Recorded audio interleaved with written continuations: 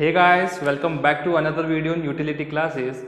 In this video guys, we are going to talk about theoretical aspect of partnership account, that what is partnership, what are the features of partnership, and what is difference between sole proprietorship that we have already learned in class 11th and partnership. So guys, इस video में अगर मैं बात करूं partnership की, तो partners हम सभी ने वर्ड सुना होगा, आपने क्लास 11th में बीएसटी में ये पढ़ा होगा और साथ ही साथ डेली लाइफ में भी हमने ये वर्ड सुना है कि पार्टनर्स क्या होते हैं। सो बेसिकली जब भी दो या दो से ज़्यादा लोग मिलकर कोई काम करते हैं तो उनको हम क्या बोलते हैं, पार्टनर्स। सेम वही हमारा जो फंडामेंटल एस्पेक्ट्स है यहाँ पे अप्लाई होता है कि जब दो या दो से ज़्यादा लोग मिलकर कोई बिजनेस करते हैं तो उन्हें हम बोलते हैं पार्टनर्स, और उन लोगों के बीच का ये जो रिलेशन होता है उसको हम बोलते हैं पार्टनरशिप। अगर मैं बात करूं पार्टनरशिप की डेफिनेशन की, सो पार्टनरशिप की definition states that partnership is the relation between the people who have agreed to share the profits of a business carried by all or any one of them acting for all. तो guys ये हो गई है definition. अगर हम इसी definition को decode करें, आई मीन्स कि अगर हम इसे डिटेल में ध्यान से देखें तो हमें पार्टनरशिप के जो फीचर्स है वो इसी डेफिनेशन में मिल जाएंगे। सो पहला है partnership is the relation between the people. अब यहाँ पे कितने पीपल होने चाहिए, एटलीस्ट 2, यानी कम से कम 2 लोग होने चाहिए। ठीक है, रिलेशन कब होगा, जब कम से कम 2 लोग होंगे। अब सर बोले 2 से ज्यादा कितने हो सकते हैं, ठीक है, तो मैक्सिमम की भी एक लिमिट है पार्टनरशिप में, जो हम अब इसके फीचर्स में डिस्कस करेंगे। Who have agreed, अब देखो यहाँ पे वो ऐसा नहीं हुआ कि 2 लोग मिले और बिजनेस स्टार्ट कर दिया। वो लोग क्या करेंगे, सबसे पहले कुछ टर्म्स एंड कंडीशंस रखेंगे अपने बिजनेस की। उन टर्म्स एंड कंडीशंस पे वो एग्री होंगे कि हम कितनी कैपिटल मतलब कितना अमाउंट इन्वेस्ट करेंगे बिजनेस में। ठीक है, उस बिजनेस का जो प्रॉफिट होगा वो कैसे शेयर करेंगे, हमारा बिजनेस होगा किस चीज़ का, बिजनेस को कौन कंट्रोल करेगा, प्रॉफिट्स किस रेशियो में हम शेयर करेंगे, ठीक है, एटसेट्रा। ये सभी जो टर्म्स एंड कंडीशंस या रूल्स है, इन सभी पे वो लोग क्या होंगे, पहले एग्री होंगे, यानी कोई वो एग्रीमेंट फॉर्म करेंगे। Then to share the profits of a business. अब देखिएगा इस पार्टनरशिप किस लिए हो रही है, बिजनेस के लिए। कि यहाँ पे जो बिजनेस है वो बड़ा जरूरी है। ऐसा ना हो कि हमने पार्टनरशिप कर ली लेकिन वो किसी बिजनेस के लिए नहीं की। ठीक है, तो बिजनेस होना बड़ा इंपॉर्टेंट है, और साथ ही साथ बिजनेस तो हो और बिजनेस के जो प्रॉफिट्स होंगे उसे शेयर करना इंपॉर्टेंट है। हो सकता है कि आप मिलकर बिजनेस कर रहे हो, ठीक है, सपोज मान लीजिए 3 लोग हैं, 3 लोग मिलकर बिजनेस कर रहे हैं, लेकिन वो उस बिजनेस के प्रॉफिट्स को शेयर नहीं कर रहे हैं, तो वो पार्टनर्स नहीं हुए। हो सकता है कि वो एम्प्लॉयज हुए, उनमें से कोई एक सारा प्रॉफिट लेकर जा रहा है और वो बाकी 2 को सिर्फ सैलरी दे रहा है, तो एक तो उसका ओनर हो गया है और बाकी 2 उसका एम्प्लॉयज हो जाएंगे। तो पार्टनर्स के लिए क्या होगा कि प्रॉफिट्स का शेयर होना काफी इंपॉर्टेंट है। Carried by all or any one of them acting for all. अब इसका मतलब क्या है, इसका मतलब ये है कि suppose A B C and D, ये 4 लोग हैं, ये 4 लोग मिलकर कोई बिजनेस कर रहे हैं। ठीक है, अब ये जो ए और सी है ये दोनों ऑलरेडी और कोई जॉब करते हैं, तो इन्होंने क्या कहा, ये बी और डी इनके पास में गए, बोलते हैं हम सब मिलकर बिजनेस करते हैं। इन दोनों को आइडिया पसंद आया तो ये बोलते हैं कि देखो भैया बात ऐसी है कि हमारे पास में कैपिटल है, यानी हमारे पास में पैसा है, हम इंटरेस्टेड भी है, लेकिन हमारे पास में टाइम नहीं है। ठीक है, कि हम ऑलरेडी जॉब कर रहे हैं और हम वो जॉब अभी छोड़ नहीं सकते हैं। तो बी और डी क्या बोलेंगे, ठीक है आप अपनी कैपिटल इन्वेस्ट कीजिए, ठीक है, हम आपको अपने बिजनेस में से प्रॉफिट्स भी देंगे। ठीक है, अगर आपके पास में टाइम नहीं है तो हम दोनों मतलब बी और डी मिलकर आपका पूरा बिजनेस संभाल लेंगे। ठीक है, हो सकता है इनके किसी के बिहार पर सिर्फ कोई एक ही संभाले, कि सी बोलता है कि नहीं भैया मेरे को भी नई जॉब मिल गई है तो एक आप अकेले ही संभाल लो, तो ए अकेला ही इन सभी के बिहार पर बिजनेस संभाल सकता है। ठीक है, तो इसका मतलब है कि ये जो चारों का जो बिजनेस है, हो सकता है ये चारों मिलकर उस बिजनेस को संभाले, ठीक है, या हो सकता है इन चारों के बिहाफ पर कोई एक उस बिजनेस को संभाले। इसको हम बोलते हैं carried by all or any one of them acting for all. अब गाइस मैं बात करूं पार्टनरशिप के फीचर्स के बारे में, तो पहला जो पार्टनरशिप का फीचर है दैट इज 2 और मोर पर्सन्स। तो गाइस पार्टनरशिप करने के लिए मिनिमम 2 पर्सन्स होने जरूरी है, ये हम देख चुके हैं। ठीक है, तो अगर पार्टनरशिप की आपको लिमिट पूछी जाए कि what is the minimum limit of partners in partnership, तो आप बोलोगे 2 पार्टनर्स। और गाइस जो मैक्सिमम लिमिट है it has been decided at 50। I mean कि जो पार्टनरशिप है उसमें मैक्सिमम 50 पार्टनर्स हो सकते हैं। अब यहाँ पे एक चीज मैं क्लियर कर देता हूं कि ये जो मैक्सिमम 50 पार्टनर्स की जो लिमिट है वो पार्टनरशिप एक्ट 1932 में मेंशन नहीं है, ठीक है। पार्टनरशिप को जो गवर्न करता है जो एक्ट जो रूल, ठीक है, वो है पार्टनरशिप एक्ट 1932।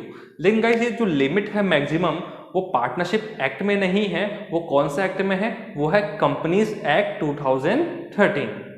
अब गाइस मैं आगे बात करूं एग्रीमेंट की, कि जो पार्टनर्स मतलब जो 2 या 2 से ज्यादा लोग मिलकर बिजनेस करना चाह रहे हैं, अब वो एग्रीमेंट करेंगे। एग्रीमेंट होना बहुत जरूरी है। विदाउट एग्रीमेंट कोई पार्टनरशिप नहीं होगी। ऐसा नहीं कि 4 लोग एक जगह पे मिले बिना कुछ आपस में बात किए एग्रीमेंट किए बिजनेस करना स्टार्ट हो गया है, ठीक है, ऐसा कुछ नहीं होगा, वो फिर पार्टनरशिप वैलिड नहीं होगी। अब गाइस उनके बीच का जो एग्रीमेंट है, ठीक है, वो ओरल भी हो सकता है। ओरल का मतलब कि वो आपस में बात कर भी एग्रीमेंट कर सकते हैं, कोई वो रिटर्न एग्रीमेंट नहीं कर रहे हैं, ठीक है। और दूसरा कि जो एग्रीमेंट है वो रिटर्न भी हो सकता है, कि हो सकता है वो एक प्रॉपर डॉक्यूमेंट्स मेंटेन करे जिसमें वो सभी टर्म्स एंड कंडीशन लिखेंगे, सभी पार्टनर्स के उसमें साइन होंगे, तो उसको हम बोलते हैं रिटर्न एग्रीमेंट, ठीक है। अब थर्ड जो हमारा फीचर है वो है लॉफुल बिजनेस, ठीक है, कि बिजनेस तो ठीक है कि हम बिजनेस कर रहे हैं, बट अलग अलग लोगों के लिए बिजनेस का मतलब अलग हो सकता है। तो अगर मैं इंडिया की बात करूं तो बिजनेस ऐसा होना चाहिए जो इंडियन लॉ के अकॉर्डिंग लीगल हो, यानी बिजनेस मस्ट बी लीगल। अब गाइज यहाँ पे एक चीज और आ जाती है कि आप सोचिए ए, बी और सी इन तीनों ने मिलकर सपोज कोई लैंड परचेस किया है, ठीक है। इन्होंने एक लैंड परचेस किया और कुछ टाइम बाद में उस लैंड को इन्होंने सेल कर दिया।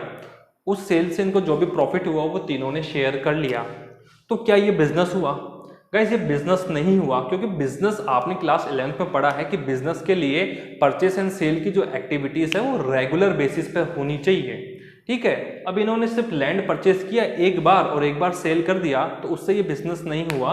अगर ये रेगुलर बेसिस पर लैंड परचेस एंड सेल करते हैं और फिर प्रॉफिट शेयर करते हैं तो उसको हम बिजनेस बोल सकते हैं, जैसा प्रॉपर्टी में होता है, प्रॉपर्टी बिजनेस, ठीक है, रियल एस्टेट में। तो ए, बी और सी जो है, ठीक है, ये फिर क्या कर रहे हैं? अगर ये पार्टनरशिप नहीं है तो ये क्या है? तो गाइज ये है जॉइंट ओनरशिप। इसको हम क्या बोलते हैं? Joint ownership. जब हम साथ में मिलकर कोई एसेट परचेस करते हैं उसको हम क्या बोलते हैं? Joint ownership. फिर है शेयरिंग ऑफ प्रॉफिट्स। गाइज देखिए बिजनेस तो है, अच्छी बात है, लेकिन बिजनेस के जो प्रॉफिट्स है उनको शेयर करना भी इंपॉर्टेंट है। अगर हम बिजनेस के प्रॉफिट्स को शेयर नहीं कर रहे हैं तो फिर हम पार्टनर नहीं हैं। हो सकता है कि ये 4 लोग मिलकर कोई बिजनेस कर रहे हो, लेकिन जो बिजनेस के प्रॉफिट है वो ये तीनों शेयर करते हैं और ये डी को क्या देते हैं? सैलरी, ठीक है। तो यहाँ पे पार्टनरशिप ये 3 ही होंगे, डी पार्टनर नहीं होगा, डी क्या होगा? एम्प्लॉय, ठीक है, डी क्या होगा? एम्प्लॉय। अब देखिए उसके बाद में जो नेक्स्ट है वो है relationship of principal as well as agent, ठीक है, कि जो पार्टनर्स होते हैं उनमें रिलेशनशिप कैसी होती है? तो पार्टनर्स जो होते हैं वो प्रिंसिपल भी होते हैं। प्रिंसिपल मींस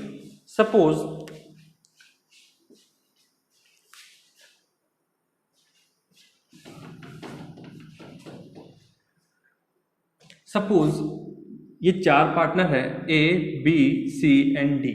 तो अगर मैं ए को एज अ प्रिंसिपल आपको एक्सप्लेन करूं तो देखिए बी, सी और डी जो भी एक्शन लेंगे अपनी पार्टनरशिप में, यानी वो कोई भी एक्ट करेंगे, कोई भी काम करेंगे, ठीक है, तो उसकी जो लायबिलिटी सिर्फ इन तीनों की नहीं होगी, उसकी लायबिलिटी ए की भी होगी, जबकि वो एक्ट ए ने नहीं किया है, ठीक है। यहाँ पे बी, सी और डी जो है वो ए के एज ए एजेंट मैं रिप्रेजेंट कर रहा हूं और जो ए है वो एज ए प्रिंसिपल मैं रिप्रेजेंट कर रहा हूं। तो यहाँ पे जो ए है वो इन तीनों का प्रिंसिपल है। क्यों? क्योंकि इन तीनों के जो एक्ट है, ठीक है, ये 3 अगर कोई भी डिसीजन लेंगे तो उसकी लायबिलिटी ए की भी होगी, ठीक है, ए भी उतना ही रेस्पॉन्सिबल होगा जितना ये तीनों। अब यहाँ पे बात करूं सपोज बी, ए, सी, डी। अब यहाँ पे मैंने आपको बी को प्रिंसिपल रिप्रेजेंट किया है, तो गाइस ए, सी और डी जो भी एक्ट करेंगे उसके लिए बी भी इक्वली रेस्पॉन्सिबल होगा, ठीक है। तो अब यहाँ पे आप देखिए कि ए यहाँ पे एज ए प्रिंसिपल भी है और ए एज ए एजेंट भी है। सेम यही सभी पार्टनर्स में होता है कि जो सभी पार्टनर्स होते हैं वो प्रिंसिपल भी होते हैं। Why? Because they can be bound by the act of other partners, और वो एजेंट होते हैं because they also binds other partners through their act. ठीक है, अब गाइस हम बात करते हैं कि पार्टनरशिप की हमें रिक्वायरमेंट क्यों है। सो गाइस क्लास 11th में हमने जो फाइनेंशियल अकाउंटिंग पढ़ी है, ठीक है, उसमें सोल प्रोप्राइटरशिप था, यानी बिजनेस का कोई एक अकेला आदमी ओनर होता था। ठीक है, तो गाइस जब इंडिविजुअल एक है, ठीक है, तो मैनेजरियल स्किल्स भी कम होगी और साथ ही साथ कैपिटल भी कम होगी। ठीक है, तो अगर सपोज हमारे बिजनेस रिक्वायरमेंट बढ़ती है कि हमें मोर मैनेजरियल स्किल्स की रिक्वायरमेंट है, साथ ही साथ हमें और ज़्यादा कैपिटल की रिक्वायरमेंट है, ऐसे में हमारे लिए पार्टनरशिप एक अच्छा ऑप्शन है। ठीक है, सो पार्टनरशिप की रिक्वायरमेंट क्यों होती है? To get more capital and more managerial efficiency. ठीक है, अब गाइस हम बात करेंगे difference between partnership and sole proprietorship accounting purpose से। So guys last year class 11th में हमने जो अकाउंट्स बनाए थे वो सोल प्रोप्राइटरशिप के लिए बनाए थे, और वहाँ पे हमने देखा था कि हम फाइनल अकाउंट्स में बनाते थे एक account profit and loss account, जो हम ट्रेडिंग अकाउंट के साथ में बनाते थे। ठीक है, अब देखिए गाइस हम सोल प्रोप्राइटरशिप में बनाते थे प्रॉफिट एंड लॉस अकाउंट, और यहाँ पे हमको एक अकाउंट एक्स्ट्रा बनाना होगा, उस अकाउंट को बोलते हैं profit and loss appropriation account. इस अकाउंट के बारे में डिटेल में हम एक डिफरेंट वीडियो में देखने वाले हैं। सेकंड में बात करूँ तो क्लास 11th में सोल प्रोप्राइटरशिप में हम कैपिटल अकाउंट बनाते थे, यहाँ पे हमें पार्टनर्स कैपिटल अकाउंट प्रिपेयर करना होगा। ठीक है, अब वैसे एक और छोटा सा डिफरेंस है, क्लास 11th में हमने देखा था कि जो प्रॉफिट हम कैलकुलेट करते थे नेट प्रॉफिट, उसको हम डायरेक्ट कैपिटल अकाउंट में ट्रांसफर करते थे। कैसे? आपने देखा था बैलेंस शीट में हम उसको कैपिटल में ऐड करते थे। ठीक है, यहाँ पे हम जो नेट प्रॉफिट कैलकुलेट करेंगे प्रॉफिट एंड लॉस अकाउंट में, ठीक है, उसको हम डायरेक्ट कैपिटल अकाउंट में ट्रांसफर नहीं करेंगे, उसको पहले हम profit and loss appropriation account में ट्रांसफर करेंगे। यहाँ पे कुछ एडजस्टमेंट्स होंगे और उसके बाद में जो प्रॉफिट बचेगा उसको हम पार्टनर्स कैपिटल अकाउंट में ट्रांसफर करेंगे। सो गाइज ये था difference between sole proprietorship and partnership. अब गाइज इसी के साथ हमारा ये टॉपिक यहीं पर खत्म होता है।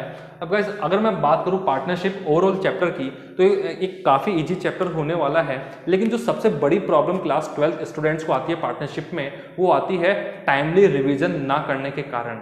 क्लास 12 में क्या है गाइज, छोटे छोटे बहुत सारे टॉपिक्स हैं। ठीक है, अगर मैं पार्टनरशिप की बात करूं तो इसमें आपकी जो 3-4 चैप्टर है वो ऑलमोस्ट सेम फॉर्मेट पर है, उनमें सिर्फ छोटे छोटे डिफरेंसेस है। अगर आप टाइमली रिवाइज कर उन सभी टॉपिक्स को कवर कर लेते हो तो पूरे पार्टनरशिप में कहीं पर कोई प्रॉब्लम नहीं आने वाली है। ठीक है, अगर आपका टाइमली रिवीजन नहीं होगा तो जो पार्टनरशिप है वो बहुत बड़ी प्रॉब्लम बन जाती है एग्जाम आते आते, और एग्जाम से एक दिन पहले तक भी पार्टनरशिप में बहुत सारे कन्फ्यूजन्स स्टूडेंट्स को रहते हैं। आई होप गाइस कि आपको ये वीडियो पसंद आया होगा। सो ये वीडियो हम यहीं पर ख़त्म करते हैं। Thank you guys.